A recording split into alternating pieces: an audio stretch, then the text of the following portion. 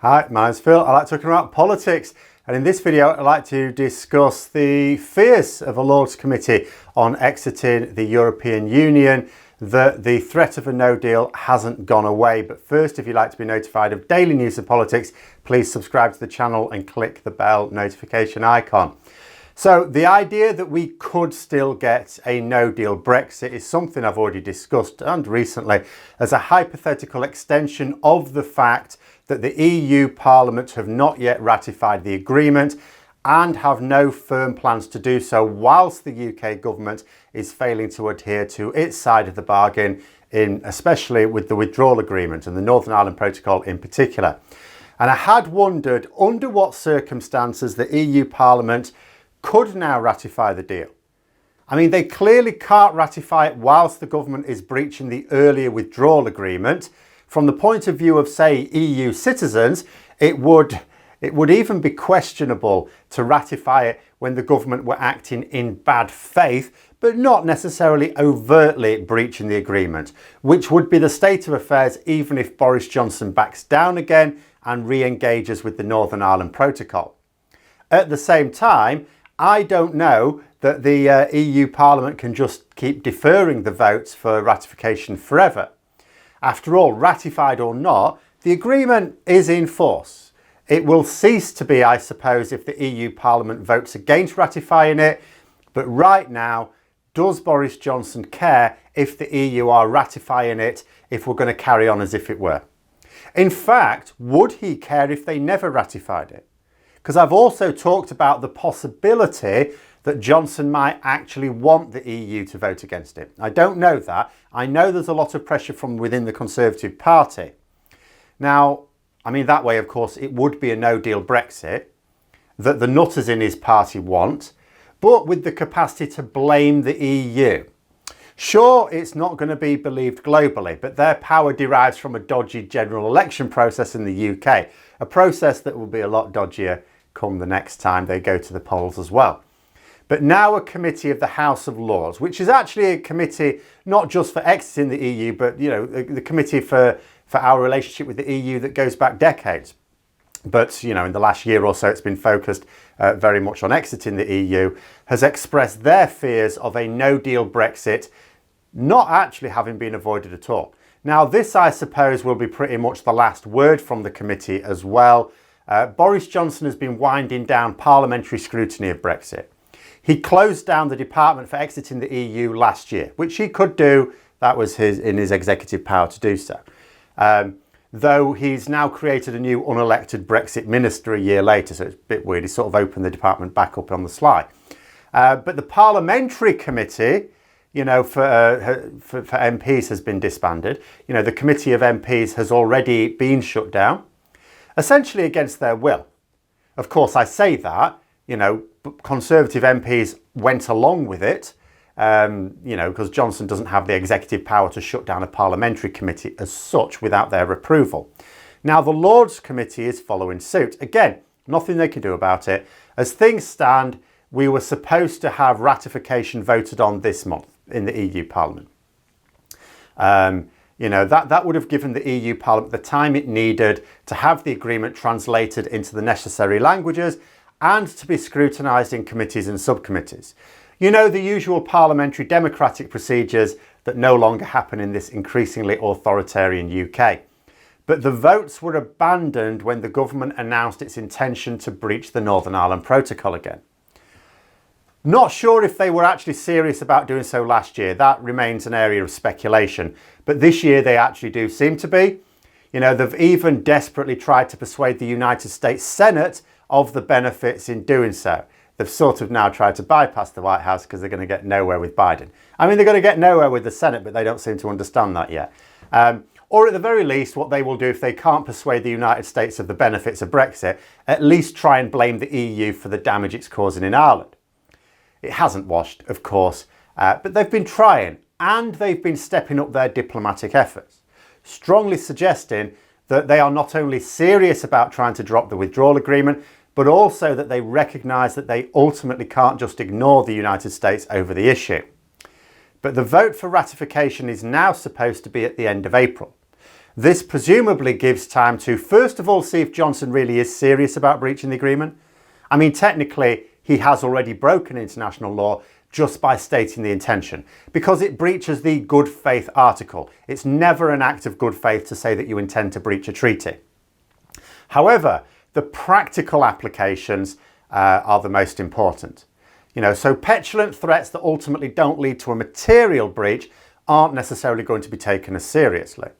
So despite breaching the good faith article last year, Johnson backed down from a tangible breach, and so all was well. In theory, the same could apply here. We may get to April the 1st and find out that we ultimately aren't going to go through with those threats. I don't believe this will happen. I don't think anyone believes this will happen. But I suppose the EU Parliament are going to wait and see. By the end of April, Johnson will have either backed down again, or he will have been breaking the international treaty that he claimed to have negotiated for a full month and claimed to be a great deal for Britain and Northern Ireland. And at this point, if the EU is still engaged in legal action against the UK government for breaching an international treaty signed in 2020, well, the EU Parliament could hardly vote in favour of ratifying a separate treaty with the same lawbreakers in 2021. And the chair of the Lords Committee said that they understood that the vote may well be delayed beyond even the end of April. Now, the fact that some in the EU must be saying this would certainly suggest that they don't believe Johnson's going to back down quickly over this. This report is supposedly being published later today, but there are going to be some others as well. There's various subcommittees feeding into this, and they're going to write their own reports, their own final reports, before they are wound down as well over the course of this week. So no doubt there'll be some interesting snippets of information to discuss then. Now, politically, although I get that Boris Johnson will absolutely be able to use a decision not to ratify the trade deal as a dividing tactic in the UK, what I don't understand is how he expects to get away with the consequences. Because there are two aspects to the post-Brexit period. The first one is, of course, the consequences that become apparent to people. Now, secondly, is the blame for the negative consequences.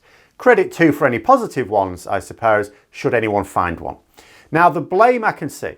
Quite frankly, the sort of person who will go along with the government on blaming the EU for the damage caused by a customs border that the UK government is dealing with on both sides will absolutely be ready to blame the EU if both agreements are essentially cast into the fire and we end up with a no-deal Brexit. Yes, there's going to be plenty of people in this country who will just blame the EU. Some will do so because they've just been blinkered Brexit supporters. Some will do so just out of a sense of rally round the flag type thing, the typical tribalism.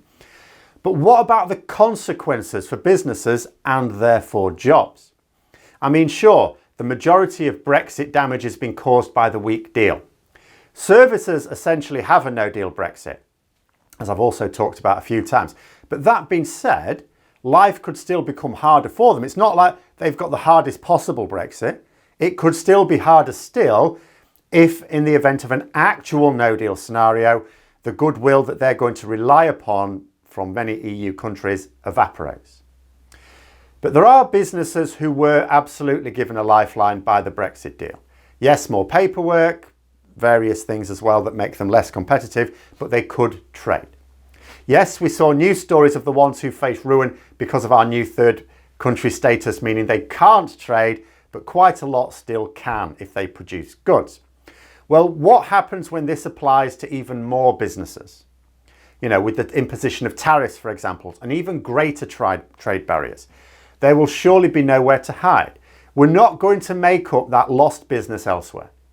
People may believe that we will for a year or two, but what are they going to be saying in 2024 when the promised prosperity isn't arriving? We'll prosper mightily with or without a deal, Johnson said. What when we don't? Or what, if there's nothing even on the horizon? People aren't going to be impressed with statements suggesting that the benefits will appear in about 50 years. Oh, you've got to give it time. Another 50 years. Bugger that. Not many of us are going to be around in 50 years.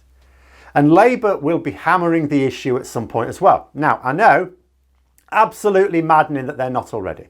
Or more specifically, that Starmer isn't. Technically, Labour are. His shadow ministers are attacking Brexit in Parliament on a regular basis. But it's all fairly low-key when the leader isn't weighing in and PMQs personally. But we know it's coming. A series of shadow ministers have been talking about in interviews and articles the time when Labour will be stepping up those attacks, that their current muted response is a strategy, albeit one that I think is very risky, and I still don't see the benefit in it at the moment. I'm willing to admit that I'm wrong if they are planning a cunning long-term strategy that bears fruit later on, but it's difficult to see at the moment. The party has already been announcing policies, that being said. You know, it's not that they're keeping quiet about what their policies are. They've been announcing policies that involve specifically moving closer to the EU, not supporting the government's current distancing madness. What will happen then if the Conservatives bring us the economic ruin of a no-deal Brexit? Now, with clever opposition, which granted it remains to be seen if we have, you could really make a strong case. After all, if the agreements are scrapped and we actually have a no-deal Brexit, we will actually have experienced two types of Brexit within a few months, won't we? One with a weak deal and one with no deal. The no deal will be provably worse than the weak deal. It should therefore be quite easy to make the argument that a weak deal is better than a no deal, and therefore not that difficult to make the argument that therefore a strong deal is better than a weak deal. But whatever happens with Labour's wait for the right moment approach, I really don't see how Johnson expects to get away with ceding the conditions for a no-deal Brexit, that even if he can blame it on the EU, you know, that these parliamentary committees now fear. You know, how is he going to explain away the consequences? He said we would prosper. What happens when we don't? But those are my thoughts. No doubt there's going to be many more later this week as well, based on the reports. Until then, hope you found the video interesting. If you did, don't forget to click the like button. And if you'd like to support the channel further, please also click the Patreon link for details. And until next time, I'll see you later.